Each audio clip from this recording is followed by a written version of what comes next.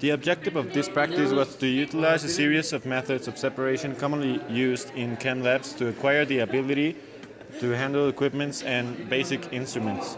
Also to know the physical and chemical fundamentals of these methods of separation.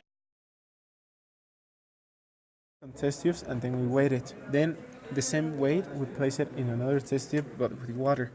Then we put it in a centrifuge for 20 minutes. We also had to do a filtration by vacuum. The vacuum in the lab didn't work, so we used a hose with a syringe connected to the Kitasato flask.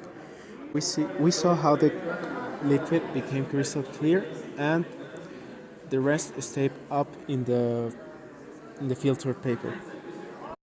On this practice we also did a sublimation method, which consisted of placing vapor roof on a porcelain container, and on the watch glass we placed some glass. Then we heat it in the Bunsen burner, and what we saw was little crystals forming in the other side of the watch glass. On the second part of the fourth practice, we assembled the equipment for distillation and we distillated tequila. It was a process that took the whole class, and it was a very slow one. First we got the impurities of the tequila, then we got the ethanol, and at the very last we had the water. In the second practice, we filtrated active carbon and soda by filter paper, because the separation between the particles allows the flow of liquids such as water as well as soluble solids, while it is a barrier of solids that cannot be dissolved. As we observed in practice, where it allowed the entry of the soda, more restricted the passage of activated carbon.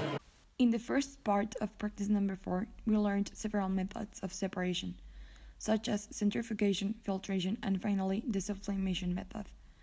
Thanks to this practice, we now know which are the most useful methods we can use to save time and to make the whole process easier.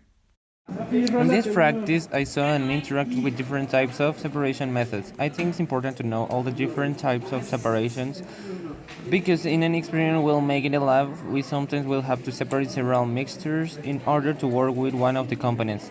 Also, it is important to know that because in any experiment we have to see which methods are the most suitable for use to use. I learned a lot in this practice. I think the easiest one was the one in which we use the Bunsen lighter, in which we separate camphor by difference of temperature. I think this was easier for certification because it took less time than the certification that took 20 minutes.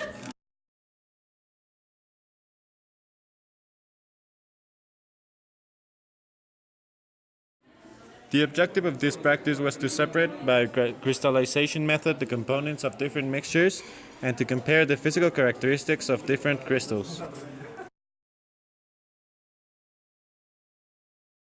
In this experiment, we used the stove to make the crystals of potassium nitrate and silice. We didn't get the crystals, we only got powder because the mix we had wasn't properly filtered. We also made crystals out of iron powder and copper sulfate, out of zinc powder and lead nitrate, out of copper wire and some silver nitrate. All of them were different, but they were equally beautiful to see under the microscope. In practice number 5, we crystallized the different mixtures. In 3 of the 4 experiments, we obtained well-defined crystals different from each other, while in the first experiment, we just obtained dust.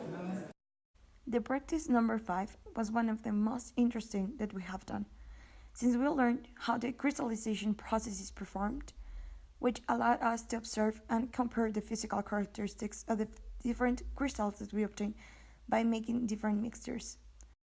I really enjoyed learning the different crystallization methods, as they were really pretty and crystals were very different from each other, and it was very interesting how different reactives can react to different components and make different type of crystals with different forms and colors.